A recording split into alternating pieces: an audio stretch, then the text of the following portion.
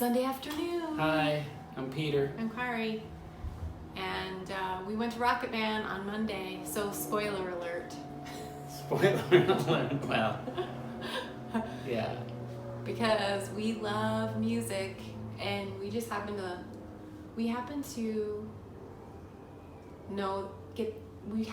figure that out right away, didn't we? Yeah, I think so. And it's been a really important part of our life. And we went to Rocket Man on Monday, and well, what is something you liked about it? Well, I just like the parallels, how like the music movies kind of have come together and made me realize that those times with A Star Is Born and Bohemian Rhapsody and Rocket Man, like I really, really dig that era of music, songwriting, and so those pros and that music of that time, that era was... Well, you're a Dylan fan, which is an era before, but yeah, you're a big Dylan fan. It's just fun to listen to that again and hear it all over again and hear the stories behind how those songs were made, and like it just, and those stars. It helped that Elton John was a part of the movie a lot for me. The producer. I'm not sure. Executive producer. Yeah, Bohemian Rhapsody. It both, when we saw the Live Aid. Yeah. On the movie, the Live Aid event in from the Queen, room. it really brought us back to when we watched it on our televisions, and how meaningful that was to us, or how like moving or powerful that was to us back then. What I love about Rocket Man is of course, the artist, passionate. I loved the relationship between songwriter and Elton John. And I also loved, unlike Bohemian Rhapsody, where you don't get to see the,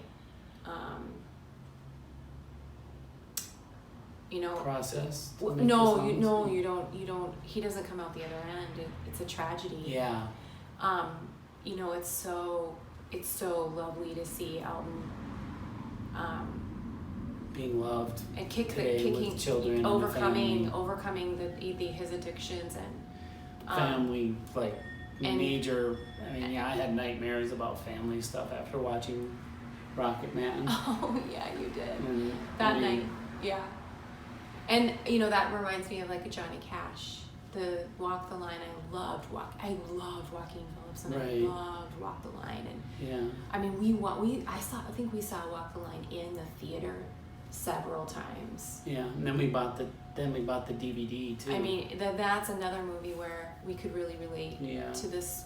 I mean, it was just a captivating story. The parallels for those two, like the time where he went into like audition, and he's like, those scenes were closely related, and they were probably similar to what happened. But I mean, theatrically, it was really cool to risk. I mean, rock and roll was such a risk at the time, and you risk being ridiculed. Yeah, that's from Sing Street, which is like a musical that we love. Yeah, and that's another thing, like just musicals, or even when we watch. Rocket Man is a musical, and I wouldn't consider Bohemian Rhapsody a musical. So. This is Rocket Man is a musical. They are intertwining the song. I mean, they are singing this. The actors are singing the songs as they're moving through the scenes, similar to La La Land. Similar to La La Land. Yeah, closer to La La Land. And A Star Is Born wouldn't be a musical. No. But I mean, then there's Lady Gaga. I mean, that was really, really cool and fun to see her do that. But if you're a child, if you're like we were teens in the 80s, and Sing Street is a really fun, fun movie. Ireland was this place of talent, and to get into the UK, they had to like U2 and those bands, looking at the Stones and Who's, like they were like, we got to get out of here to do this, and that's kind of what Sing Street is about. It's pretty cool. I like that film still too.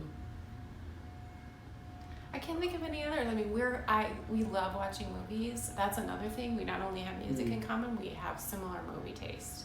Yeah. We didn't plan that. That's just, we found that out. We just, I mean, we really do.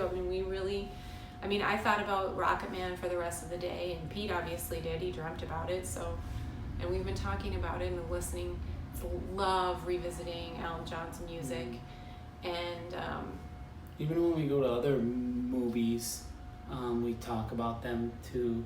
But usually, like it said before, it takes a day of rest to like think about it, and then the next day I kind of open up to it. So you ponder on it for I a do while. kind of like sit on it and let it rest. Same when we watch documentaries or, you know.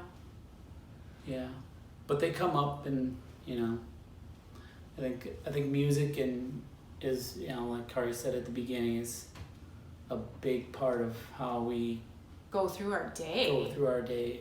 Wow. I mean, it's a big part of yeah. I did a huge thank you to my mom and dad for always having good music, and thank you to my brothers for always having awesome albums laying around the house where I could just put them on and crank it up when they weren't home. And we had a good sound system and good records, and Bobby always had good records. My brother Bob always had good records laying around, and my mom and dad always had, you know, tickets to concerts. So I'm really lucky to have that. I think my first album was La Chic. Yep. And then a big one for me was The Police. Yeah. That's a significant memory, is when I got Synchronicity the or Police Without on a Blonde. vinyl. Yeah. All right, so we're on our front porch. We got a new paint job on the porch. We split tasks this week. So unlike like what we talked about last week where we do tasks together, I was shocked because Peter did the porch and I did other things this week. Yeah. He didn't need my help. No. He did it all on his own.